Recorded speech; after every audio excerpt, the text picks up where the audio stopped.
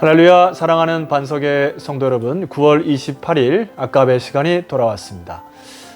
참 세월이 빠른 게 느껴지네요. 9월 1일 날 아까베를 시작하면서 여러분 혹시 기억하십니까? 여러분 안에 이 믿음이 구동되기를 바란다. 믿음의 삶이 시동되기를 바란다. 이렇게 말씀을 드렸는데 아직 늦지 않았습니다. 오늘 말씀 함께 나누시고 여러분 안에 말씀으로 구동되는 복되는 이번 주간이 되었으면 좋겠습니다. 오늘은 고린도후서 2장을 한번 살펴볼 텐데요. 오늘은 어제는 이제 위로라는 단어로 며칠 전에는 그렇게 살펴봤고요. 오늘은 향기라는 이 주제로 한번 말씀을 나눠보고자 합니다. 복음이 소리로 우리가 복된 소리 그리고 메시지를 선포할 때 퍼지기도 하지만은 성경의 많은 분야에 있어서는 바로 이 사람과의 관계에서 향기로 묶여진 것들이 풀어질 때 또 용서하고 화해하는 이런 모습들이 바로 향기로 표현이 되면서 우리가 소리뿐만이 아니라 이런 향기로 생활로 삶으로 퍼져지는 그런 것을 나타냅니다. 이 말씀을 오늘 쭉 묵상해 보면은 사실 이 사도 바울의 편지의 글 가운데에서도 그런 향기를 느껴요. 오늘 말씀을 좀 제대로 이해하기 위해서는 1장에 있는 앞에 있는 구조를 조금 이해를 해야 합니다. 지금 사도 바울과 고린도 교회와의 관계가 어떤 일이 빚어졌냐면은 사도 바울이 이제 고린도 교회를 방문을 하고 마게도냐 지방을 갔다가 다시 돌아올 계획을 2번이나 했음에도 불구하고 그것이 약속이 잘 못 이루어집니다. 이제 그것에 대해서 이제 사도 바울이 글을 쓰는 건데요. 1장 15절 말씀을 한번 읽어드리도록 하겠습니다. 내가 이 확신을 가지고 너희로 2번 은혜를 얻게 하기 위하여 먼저 너희에게 이르렀다가 너희를 지나 마게도냐로 갔다가 다시 마게도냐에서 너희에게 가서 너희의 도움으로 유대로 가기를 계획하였으니. 이제 고린도 교회 성도들과 이런 그 하나님 나라에서 전략을 이렇게 짰던 상황인데 그것이 이제 여러 가지 계획들이 틀어진 상황입니다. 그래서 그 이유에 대하여, 왜 그렇게 될 수밖에 없는 이유에 대하여 이제 1장 하반부에 이렇게 글을 씁니다. 내가 목숨을 걸고 하나님을 불러 증언하시게 하노니 내가 다시 고린도에 가지 아니한 것은 너희를 아끼려 함이니라. 첫 번째 이유죠. 너희를 사랑했기 때문에.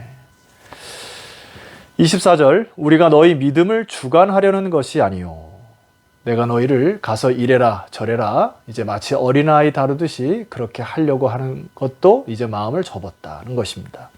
왜냐하면 오직 너희 기쁨을 돕는 자가 되려 함이니 이는 너희가 믿음에 섰습니다. 어느 정도 이제 믿음에 서서 그리스도의 성숙한 분량에 이제 자랐기 때문에 사도 바울이 가서 이래라 저래라 잔소리하는 것, 주관하는 것을 지향했다. 그래서 이거 사실 고린도 교회에 대한 칭찬이죠. 그래서 이러한 모든 정황 속에서 사도 바울이 그 고린도 교회에 글을 쓴 것이거든요. 오늘 그 2장 1절 말씀 보면은 사도 바울의 이 편지글을 통하여 사도 바울의 그 중심의 향기가 드러나는 구절입니다. 자, 1절 말씀을 읽어드리겠습니다. 내가 다시는 너에게 근심 중에 나아가지 아니하기로 스스로 결심하였노니. 이 사도 바울의 결심이었다. 자, 4절로 내려가시면은 내가 마음에 큰 눌림과 걱정이 있어 많은 눈물로 너에게 썼노니 이는 너희로 근심하게 하려 한 것이 아니고 이 편지를 눈물로 중심을 다하여 편지를 쓴 이유는 너희들에게 근심을 주려고 한 것이 아니요. 자, 그 다음 오직 내가 너희를 향하여 넘치는 사랑이 있음을 너희로 알게 하려 함이니라. 자, 직접 가서 너희들을 주관하고 이래라 저래라 코칭하는 거 내가 접어들고 내가 지금 눈물로 너희들이 잘 자라줬던 것 감사하고 또 진정한 그들의 입장에서 배려하는 이 노사도의 이 눈물의 편지가 참 오늘 이 아침에 향기로 느껴집니다. 다른 사람 입장에서 생각해보고 또 그 사람을 향해서 최대한의 예의를 갖추고 배려하는 이 사도 바울의 이 편지가 사실 향기죠. 자, 두 번째 여러분 오늘 향기를 한번 말씀을 좀 드려보겠습니다. 사실은 이제 이 향기가 이제 사도 바울을 통해서 느껴지지만은 사실 이제 고린도 교회 안에 약간 그 썩은 냄새가 나는 부분이 있었어요. 자, 5절 말씀 보니까 근심하게 하는 자가 있었을지라도 마치 그 교회 안에 미꾸라지 한 마리가 나타나서 교회를 휘젓고 다니는 일이 있었던 모양입니다. 근데 글을 읽으면 사실 이제 미꾸라지는 제가 조금 약하게 썼습니다만은 이 애물단지, 이 골칫덩어리인 사람이 있었던 모양이에요. 제가 왜 이렇게 심하게 표현하냐면 그 5절 다음 말씀 읽어보세요. 자, 근심하게 한 자가 있었을지라도 나를 근심하게 한 것이 아니요. 이것은 이제 나만 근심하게 한 것이 아니라 이런 표현입니다. 사도 바울에게도 근심이 되었고, 그 다음 어느 정도 너희 모두를 근심하게 했다. 그 사람의 영향력이 얼마나 썩은 냄새를 풍겼냐니까 모든 사람을 근심케 했다.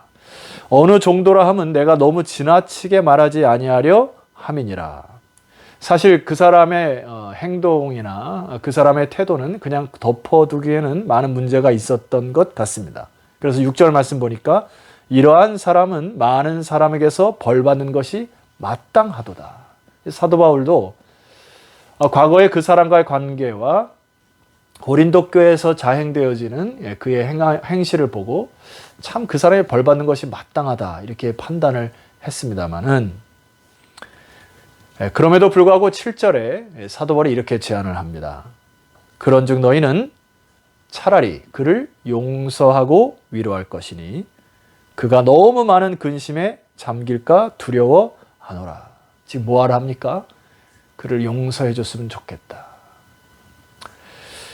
8절 말씀 보면 그러므로 너희를 권하노니 사랑을 그들에게 나타내라. 여러분, 용서뿐만이 아니라 사랑까지도 나타내라 권면을 하고 있습니다.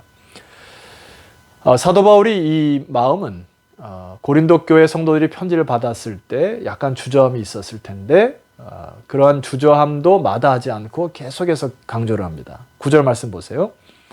너희가 범사에 순종하는지 그 증거를 알고자 하여 내가 이것을 너희에게 썼노라. 사도 바울 나를 리더자로 인정한다면 내가 그를 향하여 용서하고 사랑하는 것을 여러분들이 순종하여 지키도록 간청하는 내용이에요. 심지어 여러분 11절을 넘어가시게 되면은 이것은 마치 영적 전쟁과도 같다는 것입니다. 11절 보세요. 이는 우리로 사탄에게 속지 않게 하려 함이니라. 우리는 그 계책을 알지 못하는 바가 아니로라. 너희들에게 물론 그 사람의 행실이나 악한 행실이 있었지만 이제는 사탄에게 틈을 주지 말고 이제 그를 그리스도의 사랑으로 마음으로 용서하고 화해하고 그를 은혜로 덮어서 교회의 평안을 다시 찾았으면 좋겠다. 여러분, 이 제안을 들은 고린도 교회 성도들이 적지 않은 부담감이 있었을 거예요. 그리고 여러 가지 갈등이 있었을 텐데 사도 바울이 이런 예를 듭니다. 12절 말씀 보세요. 내가 그리스도의 복음을 위하여 드로아에 이르매 주 안에서 문이 내게 열렸으니. 왜 갑자기 뜬금없이 얘기를 합니까? 그 전까지는 아마 이 드로아의 문이 열려 있지 않았던 모양이에요. 그런데 사도 바울이 예를 드는 겁니다. 내가 그리스도의 복음을 위하여 너희들 잘 알듯이 드로아에 이르렀는데 그 문이 주님께서 함께 하시니 문이 열렸지 않았는가?